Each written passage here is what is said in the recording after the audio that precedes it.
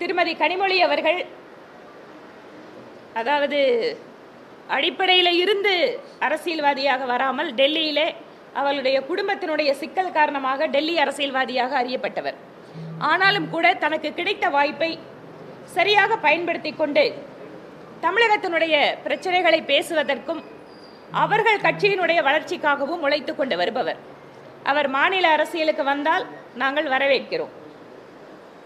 ஆனால் திராவிட முன்னேற்ற கழகத்திலே சமூக நீதி, பெண்ணுரிமை என்று பேசக்கூடிய கட்சியிலே ஒரு முதலமைச்சருடைய மகன்தான் துணை முதலமைச்சராக வேண்டும் என்பதைத்தான் இதுவரை வைத்திருக்கிறார்கள். கலைஞர் கருணாநிதி அவர்களுடைய மகனுக்குத்தான் முதலமைச்சர் பொறுப்பு கிடைத்தது, அவருடைய மகனுக்குத்தான் துணை முதலமைச்சர் கிடைத்திருக்கிறது. ஆக முதல் குடும்பம் தான் முதலமைச்சர் பதவிக்கு உரிமையுள்ளவர்கள் என்றாலும் கூட அந்த குடும்பத்திலே இருக்கின்ற பெண்களுக்கு கூட அவர்கள் இரண்டாம் பட்சமாகத்தான் அங்கு நடத்தப்பட்டு வருகிறார்கள்.